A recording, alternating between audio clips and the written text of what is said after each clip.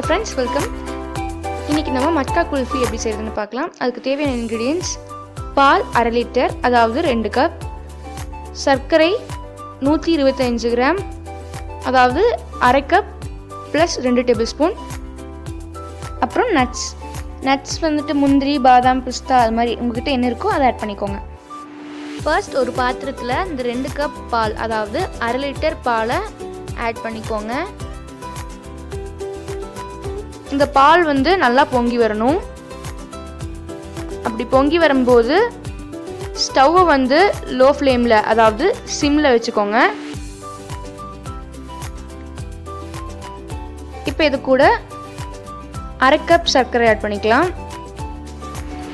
மிச்சம் 2 table spoon வந்துட்டு நம்ம கடைசியாக ஆட் பண்ணணும். அது எப்போன்னு சொல்கிறேன். இப்போ வந்து இந்த 1/2 கப்பை ஆட் பண்ணிக்கலாம்.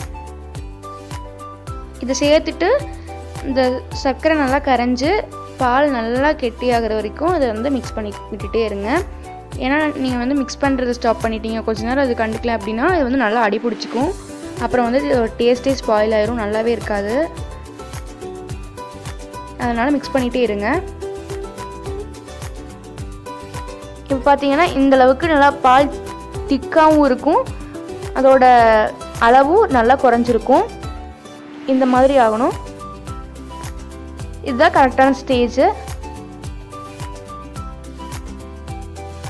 இப்போ சைடில் இருக்க ஆடையெல்லாம் எடுத்து விட்டுக்கோங்க. அப்போ தான் நல்லா பால் திக்காக இருக்கும். இப்போ வந்து ஒரு மிக்சர் ஜாரில் 2 டேபிள் ஸ்பூன் சர்க்கரை ஆட் பண்ணிக்கோங்க. நான் ஸ்டார்டிங்கில் சொன்ன 2 டேபிள் ஸ்பூன் சர்க்கரை இதுக்கு தான். உங்களுக்கு தேவையான அளவு நட்ஸ் ஆட் பண்ணிக்கோங்க. நீங்கள் வந்து முந்திரி, பாதாம், பிஸ்தா எது வேணால் ஆட் பண்ணிக்கலாம். நான் வந்துட்டு இன்றைக்கி முந்திரி தான் ஆட் பண்ணியிருக்கேன். இதை ஆட் பண்ணிவிட்டு ரொம்ப ஃபைன் பவுடராக அரைக்கணும்னு இல்லை, லைட்டாக கோர்ஸ் பவுடராக அரைச்சி எடுத்துக்கோங்க.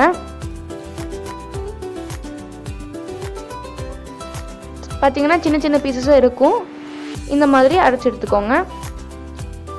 இதுக்கு மேலே அரைச்சிங்கன்னா அது வந்து பட்டர் மாதிரி ஆயிரும். இந்த பாலில் இந்த பவுடரை ஆட் பண்ணிக்கலாம்.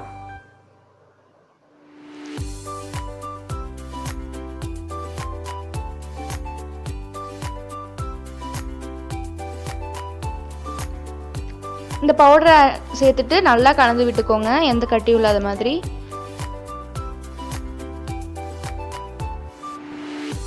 இது நல்லா கலந்து விட்டதுக்கப்புறமா பால் நல்லா திக்காக இருக்கும். அப்போ வந்து நீங்கள் வந்து ஸ்டவ் ஆஃப் பண்ணிக்கலாம். சின்ன கட்டி கூட இல்லாத மாதிரி நல்லா கலந்து விட்டுக்கோங்க.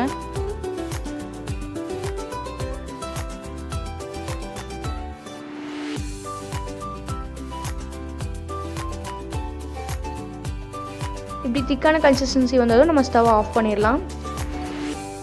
இப்போ வந்து இதை வந்து ஒரு மட்கா அதாவது ஒரு பாட்டில் மாற்றிடலாம். உங்கள்கிட்ட இது மாதிரி பாட் இல்லைன்னா நீங்கள் வந்து சாதாரண கண்டெய்னரில் கூட இதை வந்து மாற்றி வச்சுக்கலாம். உங்கள்கிட்ட வேறு ஏதாவது குட்டி குட்டி கப்ஸ் இருந்தாலும் அதுலேயும் மாற்றி வச்சுக்கலாம். இப்போ இதை வந்துட்டு ட்ரான்ஸ்ஃபர் பண்ணிவிட்டு அதுக்கு மேலே கொஞ்சம் நட்ஸ் ஆட் பண்ணிக்கோங்க. நான் வந்துட்டு முந்திரி தான் இதுக்கும் ஆட் பண்ணுறேன். நீங்கள் உங்ககிட்ட இருக்க நட்ஸ் ஆட் பண்ணிக்கலாம், இல்லைனா சாஃப்ரான் அதாவது குங்குமப்பூ கூட ஆட் பண்ணிக்கலாம். இப்போ இதை வந்து 1-2 மணி நேரம் ஃப்ரீசரில் வச்சு ஃப்ரீஸ் பண்ணி எடுத்துக்கோங்க. இப்போ பார்த்தீங்கன்னா நம்மளோட மட்கா குல்ஃபி ரெடி ஆயிடுச்சு. டேஸ்ட் வைஸ் ரொம்பவே சூப்பராக இருக்கும் அண்ட் சம்மருக்கும் நல்லா ஜில்லுன்னு ஒரு டெசர்ட்டாக இருக்கும். ஸோ கண்டிப்பாக இதை வந்து ட்ரை பண்ணி பாருங்கள்.